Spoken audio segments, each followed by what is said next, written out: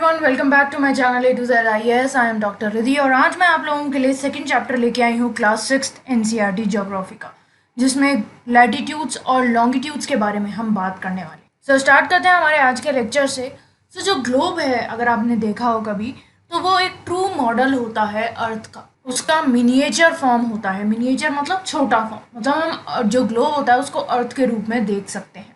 अब ग्लोब जो है वो अलग अलग साइज और टाइप के आते हैं, पॉकेट ग्लोब्स वगैरह ये सब, तो वो इतना इम्पोर्टेंट नहीं है हमारे लिए जानना।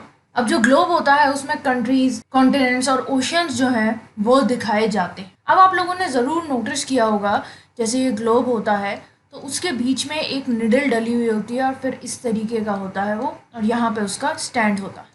तो ये जो निडल डली हुई होती है या जो रॉड डली हुई होती है वो टिल्टेड मैनर में होती है और उसको हम उसकी एक्सिस बोलते हैं।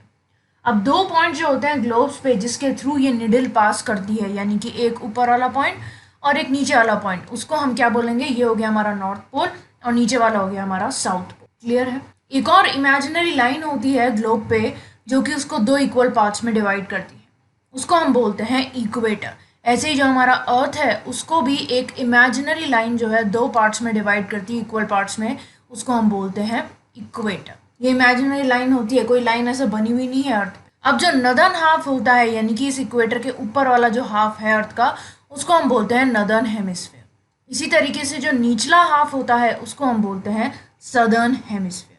दोनों इक्वल होते हैं ये, इसलिए इक्वेटर जो है वो एक इमेजिनरी सर्कुलर लाइन है और बहुत ही इंपॉर्टेंट रेफरेंस पॉइंट है अगर हमें प्लेसेस जो हैं उन्हें लोकेट करना है तो, क्योंकि हम यूँ बोल सकते हैं कि ये प्लेस इक्वेटर के पास प्रेजेंट है, ये इक्वेटर से दूर प्रेजेंट है, इस तरीके। अब जितने भी हमारे पैरेलल सर्कल्स होते हैं जो कि इक्वेटर से पोल्स तक जाते हैं उनको हम बोलते हैं पैरेलल्स ऑफ लैटिट्यूड, या सिंपल भाषा में लैटिट्यूड। कैसे? जैसे सपोज करो ये हमारी अर्थ है, ठीक है, ये हमारा इक्वेटर है, ठीक है, पूरा यहाँ गोल है ये, फिर ये हो गया एक, फिर ये हो गया, तो ये पोल्स तक जाते जा रहे हैं, तो ये सब हमारे लैटिट्यूड्स माने जाते हैं। अब जो हमारा इक्वेटर है वो 0 डिग्री लैटिट्यूड को रिप्रेजेंट करता है, ये बात ध्यान रखनी है। Now, since the distance from the equator to either of the poles is 1/4 of a circle around the earth, it will measure 1/4 of 360 degrees, that is 90 degree. अब सपोज करो यहाँ से हम स्टार्ट कर रहे हैं इक्वेटर से और हम इस पोल पे जा रहे हैं, तो ये 1/4 पार्ट हुआ ना, क्योंकि 1/4 पार्ट ये हुआ और 1/4 इनके पीछे हो जाएगा, क्योंकि ये पूरा एक स्फीयर है हमारा। तो अगर हम इक्वेटर से किसी भी पोल की तरफ जाएंगे तो वो हमारे पूरे सर्कल का, यानी कि 360 डिग्रीज का 1/4 होगा, मीन्स 90 डिग्री। इसलिए जो 90 डिग्री का नॉर्थ लैटिट्यूड है वो नॉर्थ पोल बनाता है और 90 डिग्रीज अगर हम साउथ लैटिट्यूड पे जाएंगे तो वो हमारा साउथ पोल होगा। अब जितने भी parallels north of the equator पर प्रेजेंट है उनको हम बोलते हैं नॉर्थ लैटिट्यूड्स, और इसी तरीके से जितने भी हमारे लैटिट्यूड्स साउथ में प्रेजेंट है, यानी कि इक्वेटर से नीचे, उनको हम बोलेंगे साउथ लैटिट्यूड। क्लियर है? अब हर एक लैटिट्यूड की जो वैल्यू है उसके बाद हम नॉर्थ या साउथ वर्ड लगाते हैं, जिससे हमें पता चल सके कि वो लैटिट्यूड नॉर्थ में है या साउथ में है। जैसे जो महाराष्ट्र है इंडिया में, उसका जो चंद्रपुर वाला एरिया है और ब्राज़ील का जो बेलो हॉरिजॉन्टे है, वो दोनों ही 20 डिग्रीज लैटिट्यूड पे प्रेजेंट है, लेकिन जो महाराष्ट्र वाला है वो 20 डिग्रीज नॉर्थ पे है और जो बेलो हॉरिजॉन्टे है वो 20 डिग्रीज साउथ पे। तो इससे क्लियर होता है दोनों 20 डिग्रीज पे, लेकिन महाराष्ट्र यहाँ पे प्रेजेंट है और बेलो हॉरिजॉन्टे यहाँ पे प्रेजेंट। और एक और बात है इसमें, जैसे जैसे हम इक्वेटर से पोल की तरफ जाते जाते हैं वैसे वैसे जो साइज है पैरेलल का वो कम होता जाता है, छोटा होता जाता है। देखो सबसे बड़ा यहाँ पे है, फिर इससे छोटा ये हो गया, फिर इससे छोटा ये हो गया, फिर इससे छोटा ये हो जाएगा, इस तरीके से। ऐसे ही साउथ के लिए भी है, जैसे हम साउथ की तरफ जाते जाएंगे जो साइज है वो कम होता जाएगा। क्लियर है? अब कुछ इंपॉर्टेंट पैरेलल्स ऑफ लैटिट्यूड हैं जिनके बारे में हम बात करने वाले हैं। सो इक्वेटर तो हमें पता चल गया 0 डिग्रीज पे है। इसके अलावा नॉर्थ पोल जो है वो 90 डिग्री नॉर्थ पे है और साउथ पोल जो है वो 90 डिग्री साउथ पे। इसके अलावा भी कुछ इंपॉर्टेंट पैरेलल्स हैं हमारे। पहला है ट्रॉपिक ऑफ कैंसर, जो कि हमारे नॉर्दर्न हेमिस्फीयर में प्रेजेंट है 23.5 डिग्रीज पे। इसका मैं डायग्राम दिखा देती हूँ आप लोगों को। ये देखो, ये हमारा इक्वेटर है, ये 0 डिग्रीज पे है। अब 23.5 डिग्रीज नॉर्थ पे हमारा ट्रॉपिक ऑफ कैंसर है। इसी तरीके से अगर हम 23.5 डिग्री साउथ पे जाएंगे तो हमें ट्रॉपिक ऑफ कैप्रिकॉर्न मिलेगा। फिर आता है हमारा आर्कटिक सर्किल, जो कि 66.5 यानी 66.5 डिग्रीज नॉर्थ पे है, और इसी की तरह अगर हम साउथ में 66.5 डिग्री साउथ में देखें तो वो एंटार्क्टिक सर्कल आता है। क्लियर है? तो ये सारे जो भी इंपॉर्टेंट पैरेलल्स ऑफ लैटिट्यूड है वो इस डायग्राम में आपको दिखाई दे रहे हैं। इक्वेटर भी आ गया 0 डिग्री, फिर Tropic of Cancer, Tropic of Capricorn, फिर आर्कटिक सर्कल, एंटार्क्टिक सर्कल, और लास्ट में हमारा नॉर्थ पोल और साउथ पोल। क्लियर है? अब आते हैं हमारे अर्थ के हीट जोन्स पे। Now the midday sun is exactly overhead at least once a year on all the latitudes and between the Tropic of Cancer and the Tropic of Capricorn. अब जो mid day सन होता है वो साल में एक बार तो हर एक लैटिट्यूड पे एग्जैक्टली ओवरहेड आता ही आता है। चाहे सपोज करो अप्रैल में किसी जगह पे आ रहा है, मई में किसी जगह पे आ रहा है, लेकिन हर एक लैटिट्यूड जो कि ट्रॉपिक ऑफ कैंसर और ट्रॉपिक ऑफ कैप्रिकॉर्न के बीच में है, उन लैटिट्यूड्स में एक साल में ऐसा दिन तो आता ही है एक बार कि मिड डे सन एग्जैक्टली ओवरहेड आए। तो इस तरीके के एरिया में सबसे ज्यादा हीट जो है वो रिसीव की जाती है, इसीलिए हम इस एरिया को बोलते हैं टॉरिड जोन। यानी कि जो ये वाला एरिया है हमारा ट्रॉपिक ऑफ कैंसर से लेके ट्रॉपिक ऑफ कैप्रिकॉर्न तक, ये पूरा एरिया ये हमारा टॉरिड जोन होता है। अब जो मिड डे सन है वो कोई भी लैटिट्यूड अगर ट्रॉपिक ऑफ कैंसर से ऊपर है या ट्रॉपिक ऑफ कैप्रिकॉर्न से ऊपर है, वहां पे कभी भी ओवरहेड शाइन नहीं करता है। तो जो एंगल होता है सन्स रेज का वो पोल्स की तरफ जाते जाते डिक्रीज होने लगता है। जैसे सपोज करो ये हमारा सूरज है, तो इन लैटिट्यूड्स पे तो कभी ना कभी वो ओवरहेड आ ही जाएगा, लेकिन जैसे जैसे हम पोल्स की तरफ जाते जाते हैं जो सन की रेज हैं वो स्लैंटिंग होती जाती हैं। इसलिए जो एरियाज ट्रॉपिक ऑफ कैंसर और आर्कटिक सर्कल के बीच में प्रेजेंट है नॉर्दर्न हेमिस्फेयर में, यानी कि ये वाला पार्ट, और सदर्न हेमिस्फेयर में ट्रॉपिक ऑफ कैप्रिकॉर्न और एंटार्क्टिक सर्कल के बीच में प्रेजेंट है, वहां पे मॉडरेट टेम्परेचर रहता है, बहुत हाई भी नहीं रहता और बिल्कुल ठंड भी नहीं रहती। तो इस तरीके के जोन्स को हम बोलते हैं टेम्परेट जोन्स। क्लियर हो गया? अभी एक बार फिर से समझाऊंगी, पहले एक बार सारे जोन समझ लेते हैं। इसके अलावा एक और एरिया आता है हमारा जो कि आर्कटिक सर्कल और नॉर्थ पोल के बीच में है नॉर्दर्न हेमिस्फेयर में, और सदर्न हेमिस्फेयर में एंटार्क्टिक सर्कल और साउथ पोल के बीच में। तो इन एरियाज में क्या होता है, बहुत ज्यादा ठंड होती है। क्यों? क्योंकि यहाँ पे जो सूरज है वो होराइजन से ऊपर बहुत कम निकलता है, इसीलिए जो रेज है हमेशा स्लांटिंग होती है और कम हीट आती है। इसलिए इन जोन्स को हम बोलते हैं फ्रिजिड जोन। फ्रिजिड मतलब जो बहुत ठंडा होता है वो। तो ट्रॉपिक ऑफ कैंसर और ट्रॉपिक ऑफ कैप्रिकॉर्न के बीच में जो एरिया है वो बहुत ज्यादा गर्म रहता है, इसलिए हम उसको टॉरिड जोन बोलेंगे। इसी तरीके से ट्रॉपिक ऑफ कैंसर और आर्कटिक सर्कल और नीचे ट्रॉपिक ऑफ कैप्रिकॉर्न और एंटार्क्टिक सर्कल के बीच के एरिया में मॉडरेट टेम्परेचर्स रहता है, इसलिए हम इसको टेम्परेट जोन्स बोलते हैं। और आर्कटिक सर्कल और नॉर्थ पोल अगर नॉर्दर्न हेमिस्फेयर में देखें और एंटार्क्टिक सर्कल और साउथ पोल अगर सदर्न हेमिस्फेयर में देखें तो यहाँ पे बहुत ज़्यादा ठंड रहती है, इसलिए इन एरियाज को हम बोलते हैं फ्रिजिड जोन्स। क्लियर हो गई तीनों चीज़ें? अब आते हैं हमारे नेक्स्ट पार्ट पे जो कि है लॉन्गिट्यूड्स के बारे में। अब अगर हमें किसी भी जगह की पोजीशन जो है वो फिक्स करनी है, बतानी है, तो सिर्फ लैटिट्यूड जानना ज़रूरी नहीं है। उन जगह को प्रिसाइसली लोकेट करने के लिए we must find out how far east और west these places are from a given line of reference running from the north pole to the south pole. तो हमने नॉर्थ और साउथ का तो पता लगा लिया लैटिट्यूड्स के थ्रू, लेकिन एक पर्टिकुलर रेफरेंस लाइन के रिगार्डिंग उस प्लेस की पोजीशन ईस्ट या वेस्ट में क्या है वो भी पता होनी ज़रूरी है। तो ये जो लाइन ऑफ रेफरेंसेस होती है इनको हम मेरिडियंस ऑफ लॉन्गिट्यूड बोलते हैं। जैसे हमने पैरेलल्स ऑफ लैटिट्यूड बोला, इसी तरीके से ये मेरिडियंस ऑफ लॉन्गिट्यूड्स होते हैं और ये नॉर्थ पोल से साउथ पोल पे रन करते हैं। तो जो हमारे लैटिट्यूड्स थे वो तो इस तरीके से रन कर रहे थे, लेकिन जो हमारे लॉन्गिट्यूड्स हैं वो नॉर्थ पोल से साउथ पोल तक जाते हैं, यानी कि इस तरीके से। क्लियर है? अब इनके बीच का जो डिस्टेंस है वो हम डिग्रीज ऑफ लॉन्गिट्यूड में मेजर करते हैं। मैं आप लोगों को दिखा देती हूँ लॉन्गिट्यूड्स कैसे दिखते हैं।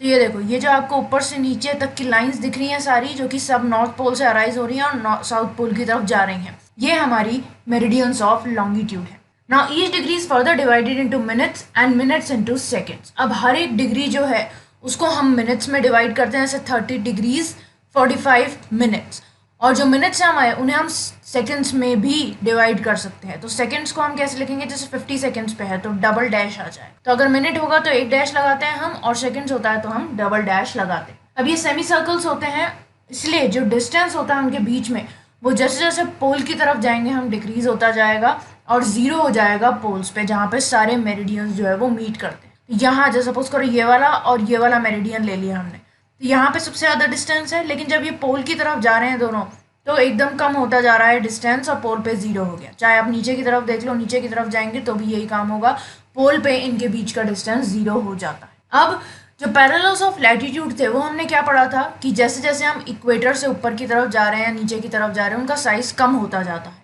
लेकिन ये चीज़ हमारे लॉन्गिट्यूड्स के साथ नहीं होती है। सारे जो हमारे मेरिडियंस होते हैं वो इक्वल लेंथ के होते हैं, इसीलिए it was difficult to number the meridians. इसीलिए मेरिडियंस को नंबरिंग करना बहुत मुश्किल हो गया था कि कोई सा मेरिडियन किसी भी जगह पे आ सकता है। इसलिए सारी कंट्रीज ने ये डिसाइड किया कि जो काउंटिंग है उसे हम एक पर्टिकुलर मेरिडियन से स्टार्ट करेंगे और वो मेरिडियन जो है वो ग्रीनविच के थ्रू पास करेगा। ग्रीनविच में क्या है, हमारा ब्रिटिश रॉयल ऑब्जर्वेटरी प्रेजेंट है, तो उसके थ्रू जो लॉन्गिट्यूड पास करेगा वो हमारा प्राइम मेरिडियन होगा, इसलिए उसका नाम प्राइम मेरिडियन दिया गया। जो आपको ये डार्क लाइन में दिखाई दे रहा है ये हमारा प्राइम मेरिडियन है। तो जैसे हमने उसमें इक्वेटर को मेन लैटिट्यूड लिया था, वैसे इसमें हम प्राइम मेरिडियन को मेन लॉन्गिट्यूड लेंगे और इसका लॉन्गिट्यूड रहता है 0 डिग्री। जैसे हमारे इक्वेटर का लैटिट्यूड था 0 डिग्री, वैसे ही प्राइम मेरिडियन का लॉन्गिट्यूड है 0 डिग्री। और इससे हम 180 डिग्रीज वेस्ट ईस्टवर्ड भी काउंट करते हैं और 180 डिग्रीज वेस्टवर्ड भी काउंट करते हैं। अब जो प्राइम मेरिडियन है और 180 डिग्री वाला जो मेरिडियन है वो हमारी अर्थ को 2 इक्वल हाफ में डिवाइड करता है। क्यों? क्योंकि प्राइम मेरिडियन यहाँ होगा और जो हमारा 180 वाला मेरिडियन है वो जस्ट इसके पीछे होगा। तो ये दोनों मिलके हमारी अर्थ को 2 इक्वल हाफ में डिवाइड करेंगे।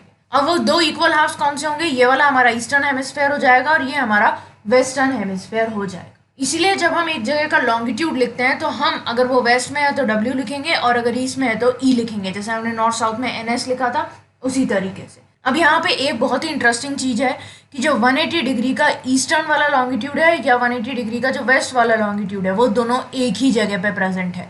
वही वाली लाइन जो कि हमारे अर्थ को हाफ में डिवाइड कर रही है। क्लियर हो गया? तो अब क्या है, अगर हमें कोई भी प्लेस लोकेट करनी है तो हम आसानी से उसको लोकेट कर सकेंगे क्योंकि हमारे पास लॉन्गिट्यूड भी है और लैटिट्यूड भी है। जैसे जो डुबरी रीजन है असम में वो हमारे 26 डिग्री नॉर्थ लैटिट्यूड पे प्रेजेंट है और 90 डिग्री ईस्ट लॉन्गिट्यूड पे प्रेजेंट है। तो ईस्ट वाले में अगर हम देखें तो यहाँ पे हालांकि 90 दिखाई नहीं दे रहा है, सपोज करो 90 यहाँ पे है और जो 25 डिग्री लैटिट्यूड है वो यहाँ पे है। तो हमारा डुबरी जो है वो इस एरिया में हमें मिलेगा। क्लियर है? अब आते हैं हमारे नेक्स्ट टॉपिक पे जो कि है लॉन्गिट्यूड एंड टाइम। सो एक बेस्ट तरीका टाइम मेजर करने का है by movement of earth, moon and the planets. तो अगर हम अर्थ, मून और प्लैनेट्स की मूवमेंट को तो हम टाइम आराम से मेजर कर पाएंगे। अब सन जो है वो रेगुलरली राइज करता है और रेगुलरली डूबता भी है हर साल और नेचुरली ये बेस्ट टाइम कीपर है थ्रू आउट द वर्ल्ड।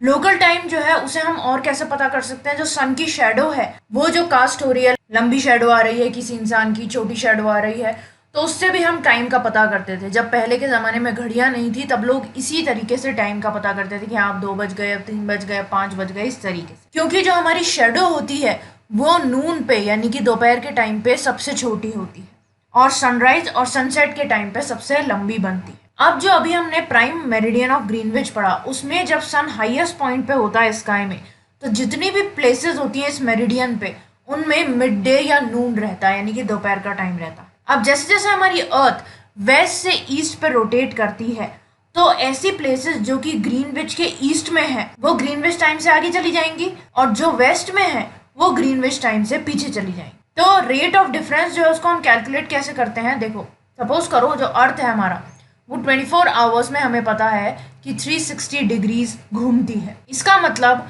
हर एक घंटे में 15 डिग्रीज घूमती है यानी कि 4 मिनट में वो 1 डिग्री घूम लेती है यानी कि 1 डिग्री घूमने में उसे 4 मिनट लगते हैं। इसका मतलब जब 12 बज रहे हैं ग्रीनविच पे तो उसी टाइम पे 15 डिग्री ईस्ट वाला जो पार्ट है हमारा ग्रीनविच के उसमें कितना टाइम होगा? ऑब्वियसली 1 डिग्री से हमारा 4 मिनट घूम रहा है तो 15 डिग्री से कितना घूमेगा? 15 × 4 यानी कि 60 मिनट्स। यानी कि जिस समय ग्रीनविच पे 12 बज रहे हैं उस समय 15 डिग्री ईस्ट में 1 बज रहा है। ऐसे ही अगर हम 15 डिग्रीज वेस्ट देखें ग्रीनविच का तो वो टाइम जो है वो ग्रीनविच आवर से 1 घंटा कम होगा यानी कि उस समय 15 डिग्रीज वेस्ट में बज रहे होंगे 11 सुबह के। इसी तरीके से 180 डिग्रीज जो है उस पे मिडनाइट होगी जहाँ पे रात के 12 जो है वो बज रहे हैं। ठीक है, यानी कि ग्रीनविच पे जब दोपहर के 12 बज रहे होंगे तो 180 डिग्रीज पे रात के 12 बज रहे हैं। आ गया समझ में? Now at any place a watch can be adjusted to read 12 o'clock when the sun is at highest point in the sky, that is when it is midday. तो किसी भी जगह पे अगर आपको 12 बजे का टाइम सेट करना है तो आप आराम से सेट कर सकते हो क्योंकि उस समय सन जो है वो आसमान में सबसे ऊपर वाले हिस्से में होता है, हाईएस्ट पॉइंट पे होता है जब दोपहर होती है। तो टाइम जब हम ऐसी घड़ी से देखते हैं तो वो हमें उस जगह का लोकल टाइम बता देता। क्लियर हो गया। अब एक डायग्राम दिखा रही हूँ आप लोगों को, ये देखो, ये हमारा ग्रीनविच है, ये जो आपको दिखाई दे रहा है। ये जो एरिया है वो ईस्ट वाला एरिया है, ये वेस्ट वाला एरिया है। तो यहाँ पे जो भी टाइम रहेगा वो अहेड रहेगा और यहाँ पे जो टाइम रहेगा वो पीछे का रहेगा। ऐसे ही क्या होता है, कई कई हमारी ऐसी कंट्रीज होती हैं जिनका एरिया बहुत बड़ा होता है। तो जैसे रशिया ही भी ले लो आप लोग, जो ये वाले आपको दिखाई दे रही है ये रशिया है। तो इसमें जो अलग अलग दिखाई दे रहे हैं आपको, ये सब टाइम जोन्स हैं। जैसे इंडिया में तो हमने एक टाइम जोन क्रिएट कर रखा है +5.5, यानी कि ग्रीनविच से हम हमेशा 5.5 घंटे आगे चलते हैं। लेकिन रशिया का इतना बड़ा एरिया है कि उसमें आप एक टाइम जोन नहीं रख सकते हो, इसलिए इनको अलग अलग टाइम जोन्स में बांटा गया है। यहाँ पे +3 है, यहाँ पे +4 है, यहाँ +7 है, यहाँ +8 है। इस तरीके से बहुत सारी ऐसी कंट्रीज हैं जिनका एरिया बड़ा है, जिनको हमने अलग अलग टाइम जोन्स में बांट रखा है। क्योंकि जब यहाँ पे सपोज करो +3 है, यानी कि जब यहाँ 12 बज रहे हैं तो यहाँ 3 बज रहे हैं, तो हो सकता है जब यहाँ 3 बज रहे हो तब यहाँ 3 बजे जैसा माहौल नहीं होगा। ऑब्वियस सी बात है, क्योंकि सूरज जो है वो इतने वास्ट एरिया में आपको एक जैसी रोशनी नहीं दे। That's why they have divided the country in many time zones. So आप लोगों को मुझे कमेंट सेक्शन में ये बताना है कि किस कंट्री के सबसे ज़्यादा टाइम जोन्स हैं। क्लियर है। अब आते हैं हमारे आज के लास्ट टॉपिक पे, जो कि है why do we have standard time. So जो लोकल टाइम है अलग अलग प्लेसेस का, वो अलग अलग मेरिडियंस पे डिफर करता है। जैसे अगर कोई ट्रेन है वो अलग अलग लॉन्गिट्यूड्स को पास कर रही है तो उसका टाइम टेबल बनाना थोड़ा डिफिकल्ट हो जाता है। जैसे इंडिया के लिए ही देख लो, 1 आवर 45 मिनट्स का डिफरेंस है द्वारका और डिब्रूगढ़ के टाइम पीरियड में। द्वारका कहाँ पे है? गुजरात में है, और डिब्रूगढ़ असम में है। तो यहीं पे 1.25 घंटे का फर्क रहता है।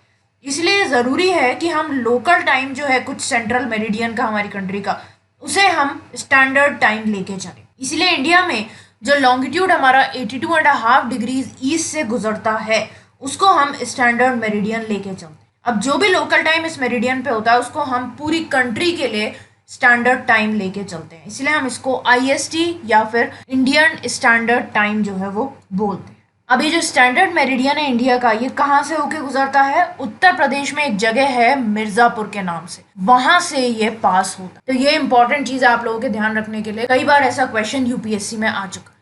और ये जो आपको 68 डिग्रीज ईस्ट और 97 डिग्रीज ईस्ट दिखाई दे रहा है, ये इंडिया का एक्सटेंड है पूरा। मतलब 68 डिग्रीज ईस्ट से लेकर 97 डिग्रीज ईस्ट तक हमारा इंडिया का पूरा एरिया आता है। क्लियर है। सो ये था हमारा आज का चैप्टर, जिसमें हमने लॉन्गिट्यूड्स और लैटिट्यूड्स के बारे में बात की। नेक्स्ट लेक्चर में हम मोशंस ऑफ द अर्थ के बारे में बात करें। ओके, सो गाइज, मैं होप करती हूँ कि आप लोगों को ये चैप्टर अच्छी तरीके से समझ में आ गया होगा। कोई भी डाउट अगर आप लोगों का आता है तो आप मुझसे कमेंट सेक्शन में पूछ सकते हैं। इसके अलावा इस चैप्टर की PDF जो है वो आपको मेरे टेलीग्राम ग्रुप पे मिल जाएगी, जिसका लिंक मैंने डिस्क्रिप्शन बॉक्स में दे दिया है। तो उसे ज्वाइन कर लेना और PDF जो है उसे डाउनलोड करके पढ़ लेना। ओके, सो गाइज, अगर आप लोगों को लेक्चर यूजफुल लगा तो बेल आइकन को प्रेस करना मत भूलना, जिससे आगे भी आप लोगों को इसी तरीके के लेक्चर्स मिलते रहें। सो आज के लिए बस इतना ही। That's all for today guys. Thanks for watching. Have a nice day.